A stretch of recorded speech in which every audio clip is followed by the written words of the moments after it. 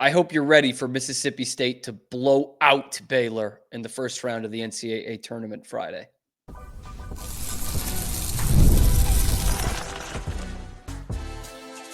You are Locked On Baylor, your daily podcast on the Baylor Bears. Part of the Locked On Podcast Network, your team every day. Hello there, Bears fans. Welcome to another episode of Locked On Baylor, brought to you by Game Time. I'm your host, Cam Stewart of ESPN Central Texas and The Cam Show on Rogue Media Sports Network through YouTube. Appreciate you guys making it your first listen today and every day, because that's what we are here at the Locked On Podcast Network, your team every day. Today, we're kind of taking final notes of preparation for Baylor, Mississippi State tomorrow late morning, and why some of the powers that be think that Mississippi State is going to run away with this game against the Bears tomorrow. Plus, Dave Aranda should be challenging Deion Sanders, but he should be doing it before the season. Also, has Scott Drew survived yet another coaching carousel? That might just be the case after some big hires have been made in the last 48 hours. All that and more coming up on this episode of Locked On Baylor. Baylor, Mississippi State, 8-9 matchup, Raleigh. It's going to be a fun time. Baylor loves winning in the first round of the tournament. They've done it each of the last, 5 that they've been in, 6 that they've been in, whatever number it is. Actually, maybe even more than that. They haven't gone out in the first round since 2016. They love winning that first round. They don't exactly love winning that second round. That's been a bit of a difficulty since winning the whole national championship in 2021. And I think a lot of you are with me here. I have felt good about this matchup. Ran through the Jackson Posey numbers in the show on Tuesday. I just like that the way that Baylor's been playing the last couple of games. Their defense has clamped down a lot more. I think they've been smarter offensively. They've turned the ball over a lot less. They look more connected than they have been really all season. And you see how far of a road and tough a road it's been, because even highlighting those last 4 games where Baylor's played well and connected, they've been 2-2 in those games. They beat 2 teams who didn't make the tournament. They lost to 2 teams who are top 3 seeds in the NCAA tournament. So maybe we should be curbing our enthusiasm just a little bit. At least that's what the computers think. Because I, was waiting to see what other statistical analysis I can get. And I said, I do this with football. We can find out, just by looking at these 2 college football teams, putting them on a neutral field, who's going to win and why. Let's see if we can do it with college basketball. So went through a couple simulators here, and the results are not good, folks, because I'm in here thinking, all right, the stats are going to tell me why I'm so confident in Baylor here. And they did not. They did not. The NCAA game sim has Baylor losing to Mississippi State 89-66 in this game. Are you kidding me? They ran it through 14,000 simulations. Baylor won by 20 points in 7% of them. Mississippi State won by 20 points or more in 8.5% of them. But yet this is the definitive score that they're giving me, 89-66. 30% of the simulations were decided by less than 5 points. Not this one. Absolutely not this one. As they are shoving it down Baylor's throat in this game. And 3% of the time, by the way, it went to overtime. These are obviously the 2025 editions of both teams. I had to sub out Josh Ojamuna, not available. And they do like a box score here. They have a good Norchad O'Meara game, another double-double, 18 and 11. I mean, any simulation you have, you can kind of just factor that in there, I think, right? Double-double, big game. He usually shows up pretty big in those. So does VJ Edgecombe, who also has 18 in that game. Wasn't his best shooting night on the season. What was he? 4 of 14. That's the downside of VJ Edgecombe score lines. He's had a couple of those this year, but 23 points. Seriously, they think this Baylor team, I know this has been a disappointing season, but really, 23 points in the first round of the NCAA tournament. That's tough for me to picture. Okay. And so I was like, all right, screw this one. I got to go to another simulation here. Did the same thing, subbed out Joshua Jamwana, put in Jalen Celestine at forward and Norchad O'Meara at center. Baylor, Mississippi State 2025. It's at whatifsports.com. And to my surprise, I got this. And if you're not watching on YouTube, I'll tell you. Baylor 61, Mississippi State 87. So you thought it was bad that they would lose by 23 in the simulation. This other simulation has them losing by 26. You're kidding me. Down 15 at half, and they give up 48 in the second half. I've watched this team recently. I don't foresee them giving up 50 points in the second half. And that your leading scorer is VJ with 14. Look what they got, Norchad with double-digit rebounds, but they have Norchad. Where am I at here? I'm losing my bearings. Yeah, 12 rebounds and 7 points. They really don't expect them to show up. And amazingly, they only have Marino Dubravcic scoring 0 points. How is that going to be? Anyway, seriously, the numbers, the simulations hate Baylor in this matchup. I'm stunned at an 8-9 matchup that's what it comes with. And I ran it through a couple others. I ran it through 5 in total. Only one of them had Baylor winning, and all the other ones being losses had them losing by double digits. These were the two that were the most intriguing to me when they lose by 23 and 26. This one has Josh Hubbard scoring 24 points, by the way, the leading scorer for Mississippi State. And this one has him with 4 scores in double figures. And all but one guy on the roster, basically, scoring a basket. So they really expect this to be just a blowout. What am I missing here? Am I too blinded by the Baylor light? I see a team that's played better. I don't see a world where Norchad O'Meara only has 7 points. I just don't. I know he's not the most prolific scorer in the world, but he's not going to have 7 points. Okay, he's going to have a double-double. VJ's going to have double digits, hopefully 20+. The guy that I look for in these games, Jaden Nunn, does not get a lot of love on these simulations either, as we have seen from him this whole season. He gets 2 points in the simulation where they lose by 23, and in the most recent one where they lose by 26, they have him also only having 2 points and 3 personal fouls. So, guys, help me out. What am I missing? Why is it that the numbers experts here, like literally the computers, think that Mississippi State is just going to roll all over Baylor? Because I'm not seeing it.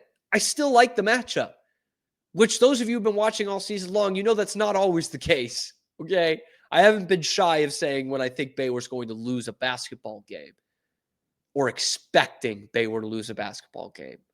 I don't expect them to lose this one. I don't. I think they're going to win. Now, if you do and you get to Sunday against Duke, that's an entirely different animal. But I do believe they're going to win this game. So why does the computer think I'm so wrong? Or why do you think I'm so right?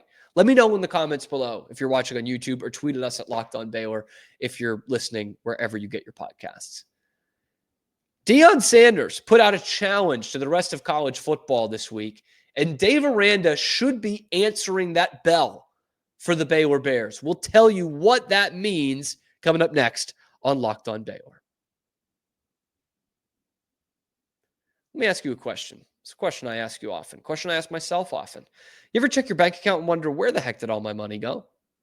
Between dining out, online shopping, entertainment, it's easy to lose track of where that's going.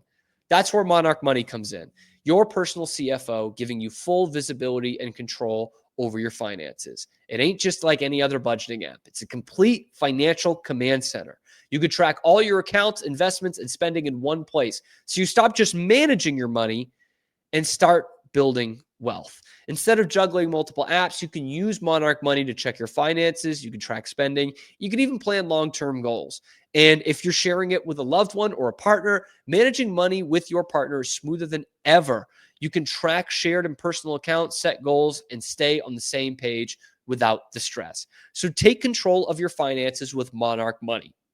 Use the code LOCKEDONCOLLEGE at monarchmoney.com for 50% off your first order. That's monarchmoney.com, code LOCKEDON, COLLEGE, for half off your first year. Today's episode is also brought to you by one of my favorites over at Game Time. Guys, like there's nothing better than being there. Truly, there's not. Imagine watching your favorite team live, feeling the energy of the crowd, and witnessing unforgettable moments. There is nothing like being at the big game. Getting tickets to it shouldn't be stressful. That's where Game Time comes in, making it easier than ever to grab last-minute seats at unbeatable prices. Curation makes it easier to find better value for tickets to sports, concerts, comedy, theater, and so much more. It's got the lowest price guarantee, or Game Time is going to credit you 110% of the difference, and the peace of mind that you can see your seat views before you buy. When I'm looking at Wrigley Field tickets, that's important to know that there's not a beam right in front of me. No surprise fees, lowest price guarantee. You can book with total confidence. So take the guesswork out of buying tickets with Game Time. Download the Game Time app, create an account, and use the code LOCKEDON, COLLEGE, for $20 off your first purchase. Once again, LOCKEDON, COLLEGE, for $20 off. Download Game Time today. Last minute tickets, lowest prices, and that, of course, is guaranteed. It's easy to forget football season when March Madness is right here, but football always creeps its way back in, okay? Because now spring football is here, and teams are starting to announce their spring games. Some teams that I won't name don't even want to do spring games, and there is that kind of sense of excitement.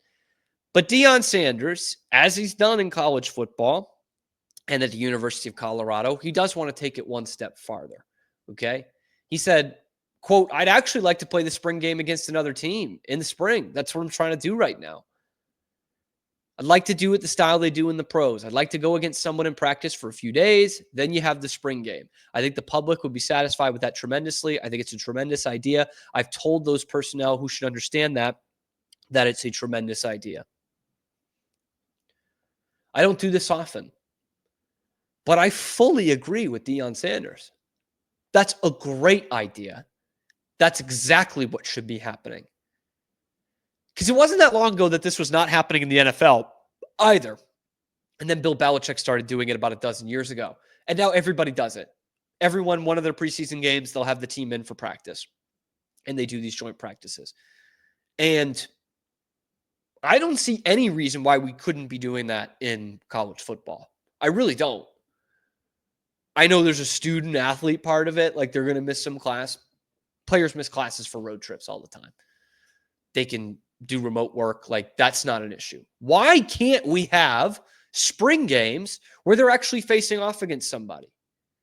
Because now what we're getting are coaches who want to eliminate the spring game entirely. And I said it on this show a few months ago when Matt Rule said the same thing. I said, within 5 years, if something doesn't change, we're not going to have any spring games. Baylor used a cop-out last year that it was raining, that they couldn't do it. But in reality, they don't want to do it. Dave Aranda does not want to do a spring game with the fans out there broadcast on ESPN Plus with John Morris. Doesn't want to do that.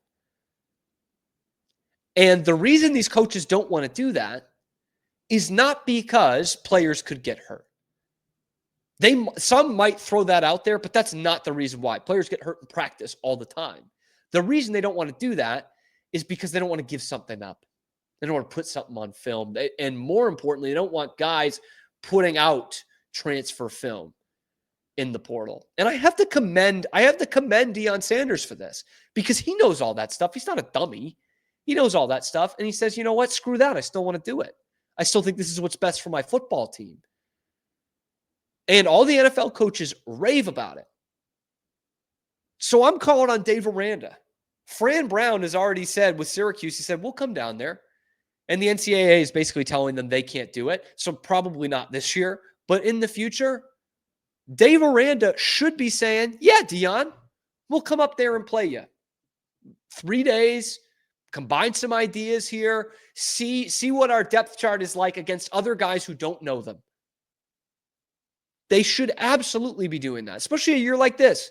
Colorado's not on the schedule, but here you're getting a good look at a Big 12 team and what that intensity and speed is going to be like for when you take the field against Big 12 teams. And I think it'd be great to go out of conferences. I mean, Nebraska should be hopping on this, doing 2 different conferences, an old great rivalry, Nebraska, Colorado. Baylor could play against A&M or SMU or any number of teams that are, good for them in terms of recruiting and getting to know what kind of style of football they play, but without revealing any cards to a conference opponent. I think this is a great idea, And I really wanted to talk about it on the show yesterday. We had more basketball stuff to cover yesterday. This is perfect for everyone involved, really, except for the coaches who are afraid of players putting transfer portal tape out there. And honestly, in that case, I think you lose something by doing a spring practice instead of a spring game. I just do. And the biggest downside, I think, of having a spring game in the past before portal was just the fact that you guys had been playing against each other for a month. Everyone, they know the tendencies, they know, the playbook, they know kind of what they're going against. In this case, you don't. And it's a real test of what it's going to look like when we throw you out there. Because college coaches have complained for years about, decades, about how college teams get ushered into the season versus every other level, right? High school gets a scrimmage or 2. The pros had 4 preseason games. Now they have 3 preseason games. They have a whole training camp and games against other teams. And in college, you get a training camp and then you go out there week 1 and you say, boys, have at it. This would be the perfect way to combat that. It happens in April. It's not going to be in August, but that is so much better than the alternative that you have right now. And so, again, where the rest of college football is going in the opposite direction, the direction that is less for the fans, for entertainment value, Deion Sanders is zagging. He's saying this is good for the fans, and also it's good for our program. And I would happen to really agree with him on that.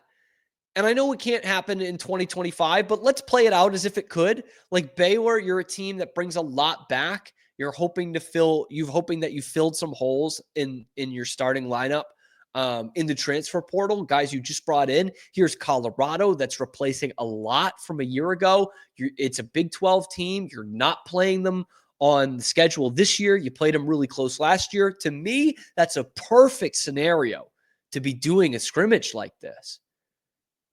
And how great would that be for the fan bases and for program exposure? Because, by the way, that's the big reason why Fran Brown's throwing the Syracuse name out there. Because then all of a sudden, you're kind of in the circus here. You're playing a meaningless game in April, but it's against Colorado. And Deion Sanders is on the sideline, and Deion Sanders is going to hype it up, and they're going to have a ton of media coverage there. That's a good exposure for your program.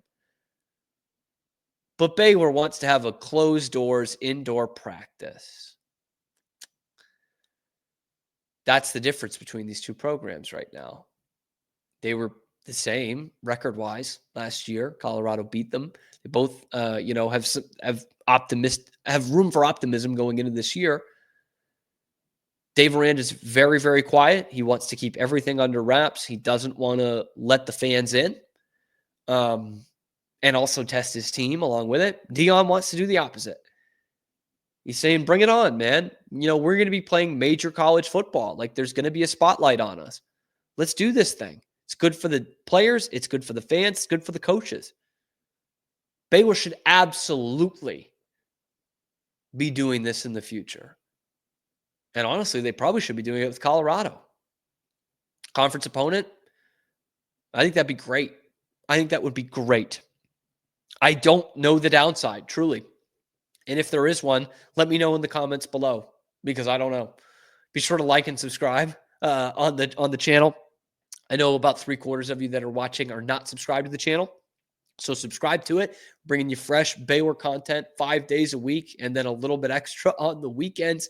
It is your team every day. Ring that notification bell to get notified every time we are dropping videos on YouTube or wherever you get your podcasts. Locked On Baylor rolls on. Scott Drew, good to have you. You've survived another battle. Let's talk about what that was coming up next on Locked On Baylor. Guys, it's a busy, busy time of year, and daylight savings snuck up on us again. And if you're feeling that lost hour of sleep still, 5-Hour Energy has your back.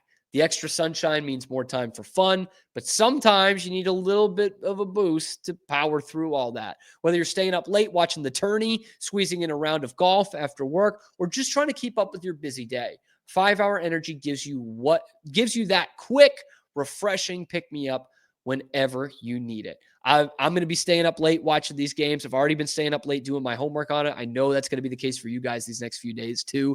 5-Hour Energy helps me do that.